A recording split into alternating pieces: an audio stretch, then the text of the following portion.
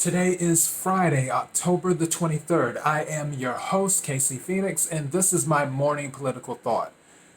All right, of course, as you know, if you've been watching the episodes or if you've been listening to the podcast, I always do the social media stuff and then I do the side news stories. So let's get the social media stuff out the way. ThePurpleElephantShow.com main podcasting platform.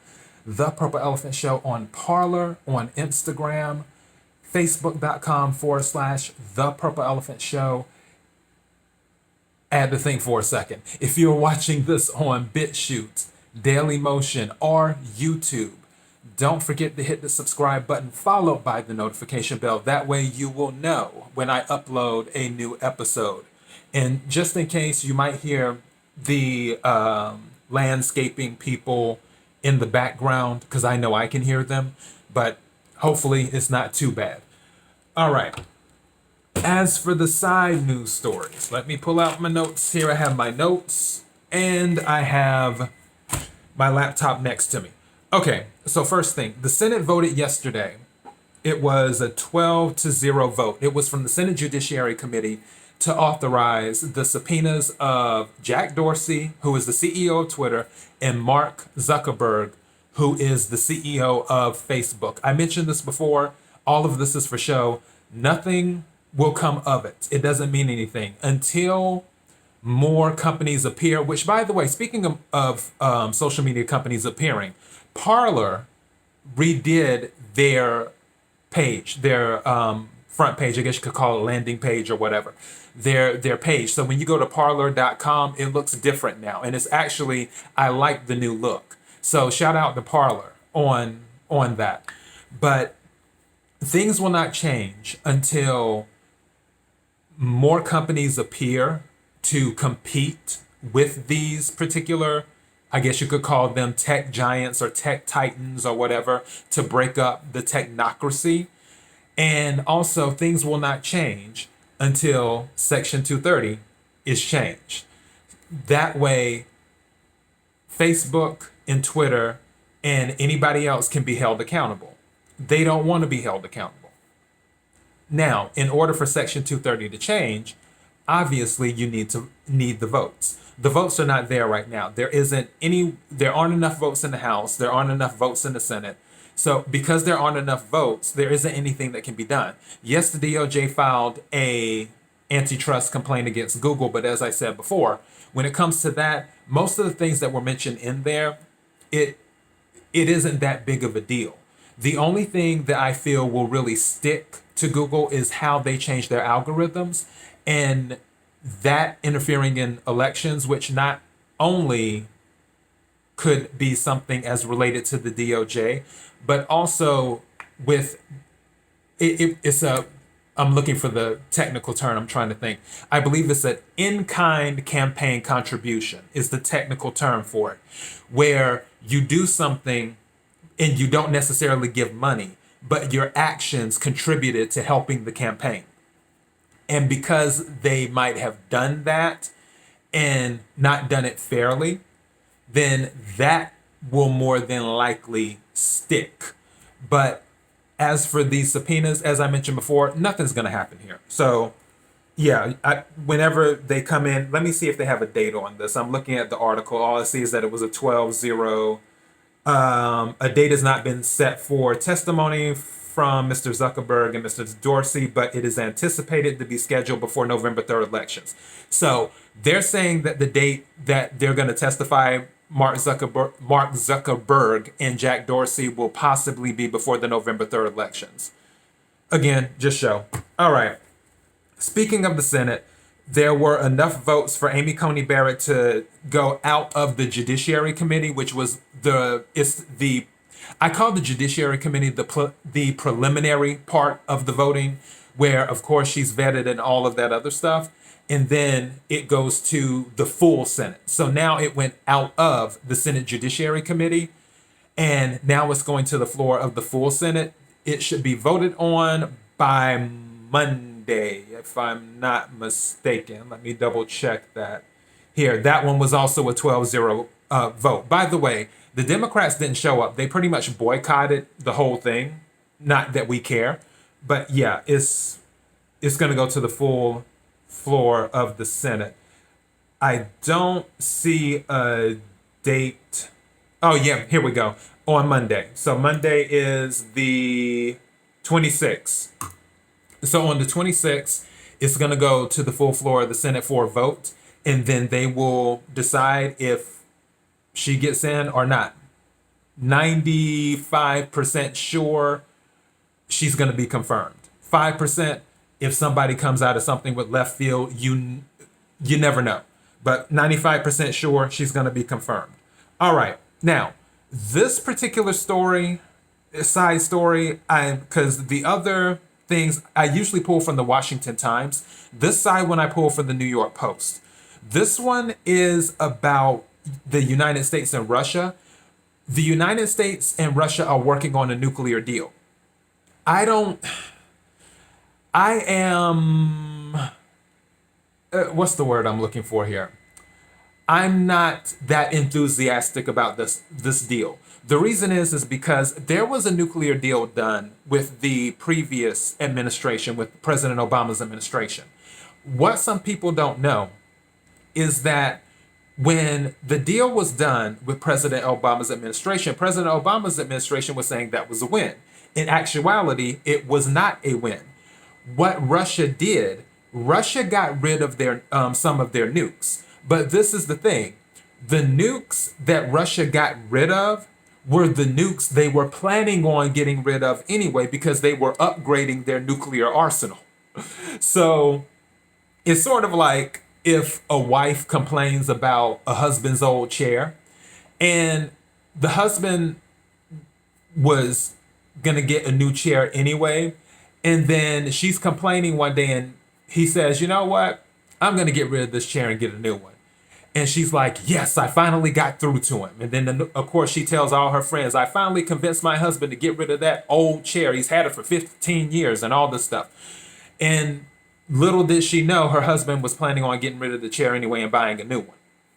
I kind of feel like that was the case with the Obama administration.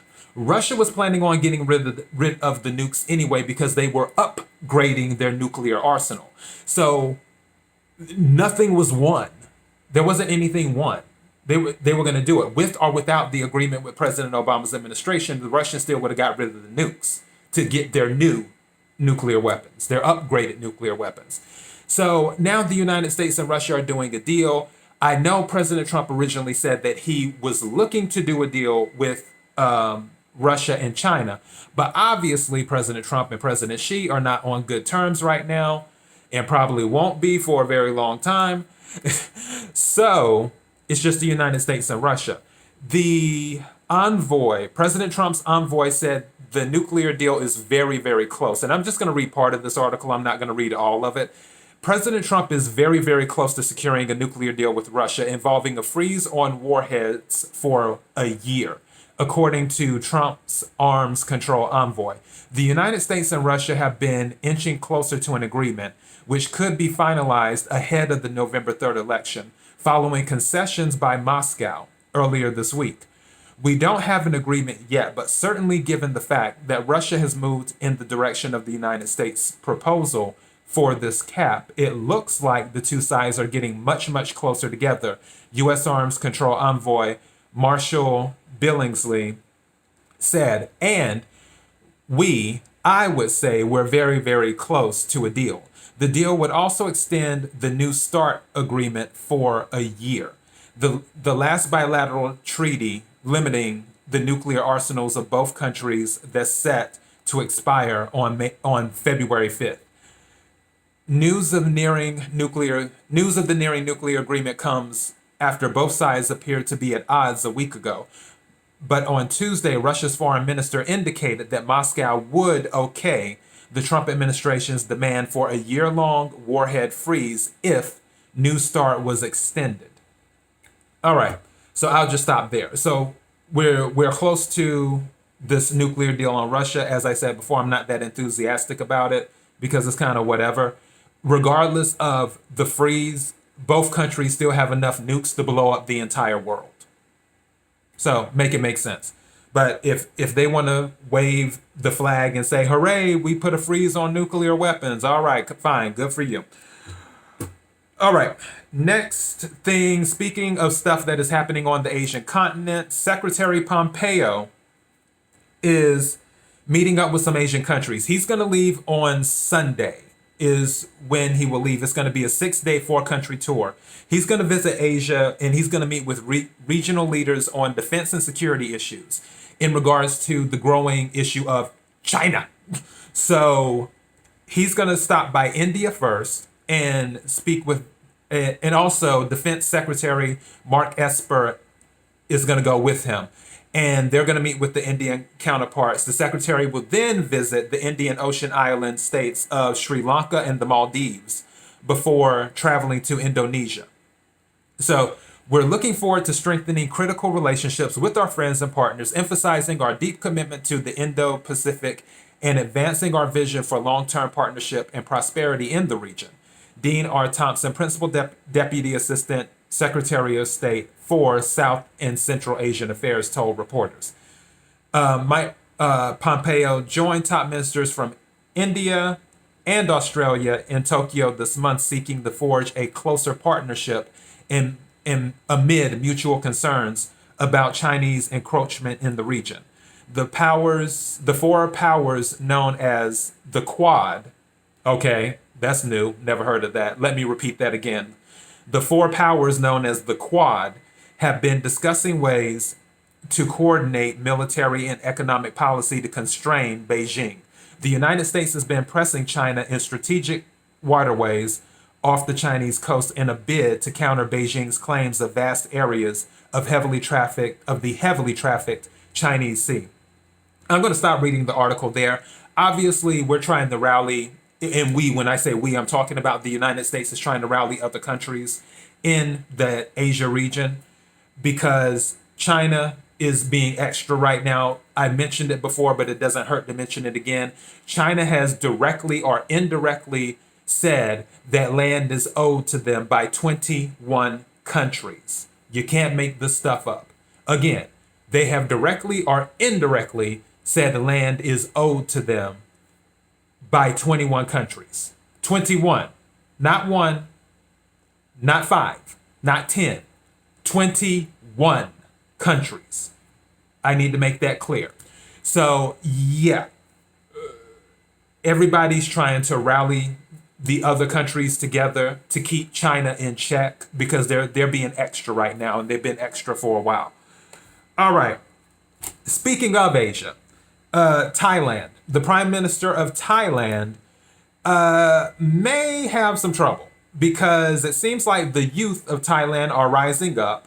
It amazes me how America influences the world because what they're doing, I don't know if anybody remembers the Hunger Games with the 3-finger salute, I guess, holding up the 3 fingers. That's what they're doing. They're protesting in Thailand. The prime minister, and his name is Prayuth or whatever. So they're protesting out there. Prayuth came into power 6 years ago. It was a military coup, but he won re-election recently. And now, for whatever reason, the youth are rising up saying they want more democracy or more this or more that. Thailand is considered a strategic partner and ally of the United States and has been so for a long time. So obviously, anything that destabilizes Thailand, the United States is going to keep a close eye on, especially if it is one of their allies. We don't know where this will land, but protests will continue and people are waiting to see if the Prime Minister of Thailand will use military force or if he would just let them continue the protest and let things be what they are. So we'll see what happens in Thailand. Speaking of protest, all right, this is coming from the Epoch Times. I call it the Epoch Times. Some people call it the Epoch Times, EPOCH, but I say Epoch Times, where New York, Seattle, and Portland are planning to sue President Trump's administration over the anarchist designation. As I mentioned before back in one of my previous episodes, the DOJ designated NYC, Seattle, and Portland as anarchist jurisdictions. Because of that, that can affect them receiving federal funds. Because obviously with New York, Seattle, and Portland, they haven't been doing what they need to do in regards of stopping the riots and the looting and everything else. So because of that, the DOJ said these are anarchist jurisdictions. We don't feel comfortable having money allocated to these jurisdictions because they're anarchist areas. Now, from this particular article, I shall read, New York City is joining Seattle, Washington, and Portland, Oregon in suing the Trump administration over its decision to place the three cities on a list of anarchist jurisdictions that could have their federal funding withheld. Mayor Bill de Blasio said during an October 22nd press briefing that the complaint would be filed later that day in Seattle, blaming President Trump for undermining the city's efforts to help their residents hit by hardships related to the pandemic. It's morally wrong, it's illegally unacceptable, it's unconstitutional, and we're going to fight it, says Bill de Blasio. If the Trump administration persisted in trying to illegally take away from New York City, we will take them to court. Huh. Yeah, good luck with that. So, I'm going to scroll down on some of this. The Justice Department also found Mayor de Blasio and Governor Andrew Cuomo responsible for New York City's designation. It stated they've both turned down Trump's offer to send federal law enforcement into the city to help restore order. Now, on this is the whole thing that people don't know.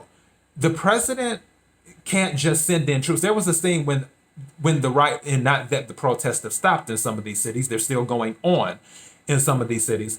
But when it comes to going into a city, into a state, the feds just can't send troops in. Are federal agents in cities and states? Of course, it's called the FBI. But as for sending in troops, National Guard, and things like that, the president just can't do that unless he does the Insurrection Act. The Insurrection Act is when all options have been exhausted. So it's not a knee-jerk thing where he just is like, okay, I'm invoking the Insurrection Act, I'm going to send in the troops. No, the president has to ask for permission because there's this thing called states' rights that is defended in the Constitution.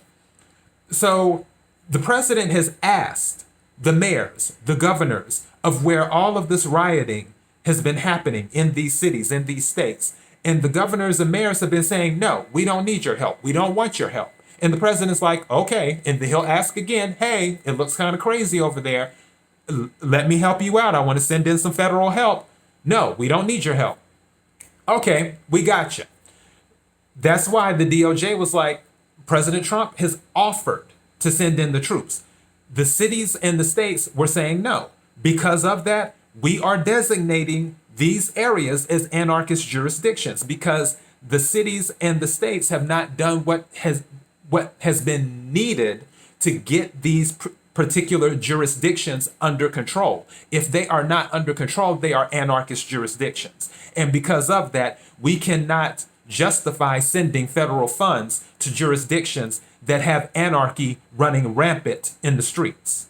That's what's going on. So when they're saying they're about to sue President Trump, good luck with that. All right.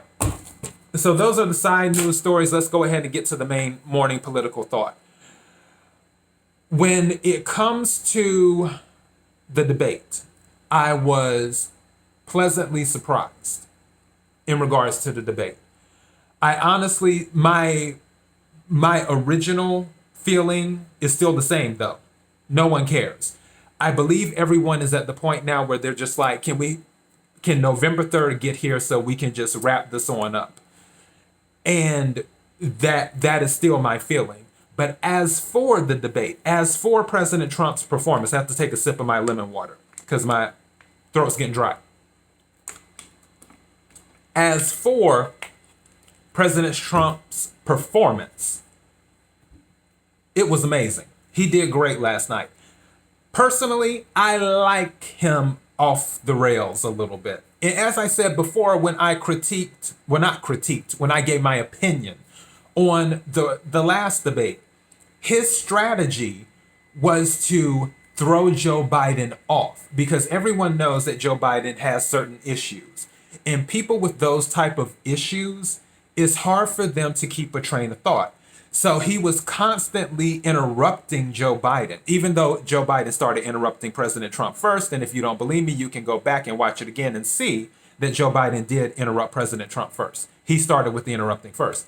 But when President Trump kept going at him in the first debate, that was to throw him off, to break his train of thought. It's just it didn't work as well as expected. And that's what happened. So for this particular debate, it was dialed back a little bit. And I think President Trump did an amazing job. There were two big takeaways in this debate that happened.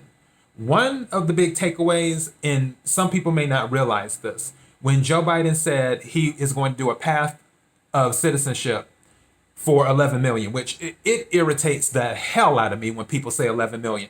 They have been saying 11 million illegal immigrants since I was in high school, and that was over 20 years ago. They've been saying 11 million.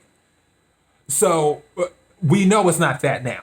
Anybody with the brain, anybody with half a brain knows that it's not that now, but whatever. So that was one big takeaway when he's talking about a pathway to citizenship. Basically, that means amnesty. For even though a lot of people, because I did the poll yesterday, it was, I believe, 77% of Americans are for immigration, and I'm one of them, I still don't believe that people who come here illegally should be rewarded. And the reason, and I'll tell you why I personally don't believe that, because I know people who came here the legal way and went through the process. One person I know who I used to be friends with, it took her mother, I think, almost 7 years to go through the entire process of becoming or migrating here legally. I won't say becoming a legal immigrant, because that would imply that she came here illegally and she didn't. It was almost a 7 year process for her to migrate here legally. And there are other people that I know of that it was a long process for them to migrate here legally. So for the people that are here illegally, that you can just say, oh, well, you're here, so we're just going to go ahead and give you a pathway.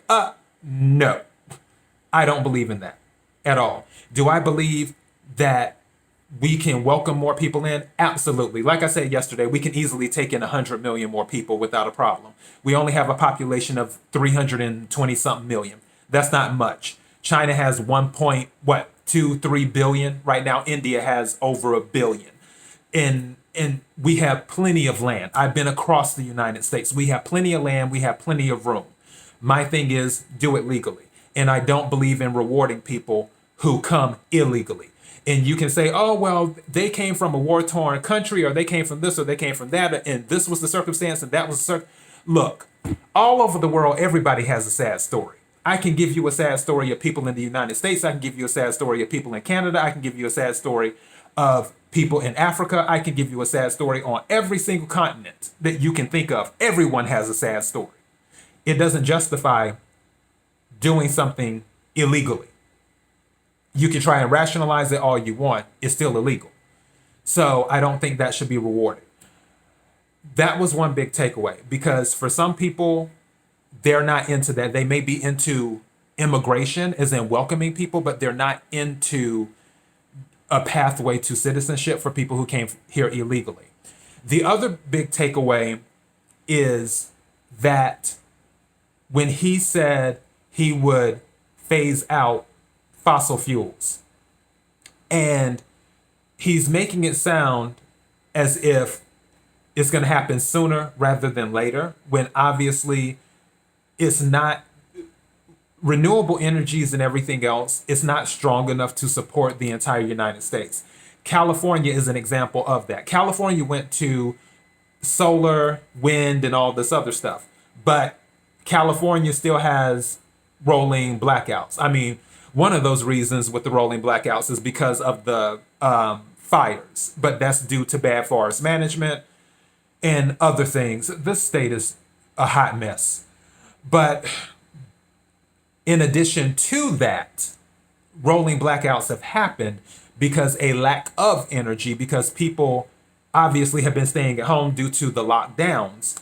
And the grid, there isn't enough power to support it. So you need fossil fuels, natural gas, coal, things like that. And the United States just can't get rid of that stuff. And also, as related to fracking, I can't believe he lied. Like, well, no, I actually can believe he lied like that. He said that he wouldn't ban fracking. He's like, I never said that I would ban fracking. Everyone knows President Trump just did a rally not too long ago and put it up on the screen of all the moments when he said he would ban fracking. So make it make sense. But I think those are two big takeaways when it comes to energy, especially for people in Texas and for people in Pennsylvania, even though I don't think President Trump will win Pennsylvania. I'd be shocked if he did. But he doesn't need Pennsylvania. I have a feeling, if my premonition holds correct, that President Trump will pick up some states that people are going to be like, wait, what? So, but we'll see how that pans out. Anyways, this is my morning political thought. Thank you to everyone who's been supporting the show, listening to the podcast, watching on BitChute, on YouTube, on Daily Motion, and so on and so forth. It really means a lot to me. I'll continue doing this as long and as much as I can. Don't forget, thepurpleelephantshow.com, main podcasting platform, The Purple Elephant Show on Parler, on Instagram, at RealTPES on Twitter, Facebook.com/The Purple Elephant Show. Hit the subscribe button if you're watching this on BitChute, YouTube, or Daily Motion. And that's all I have. Until next time, be blessed.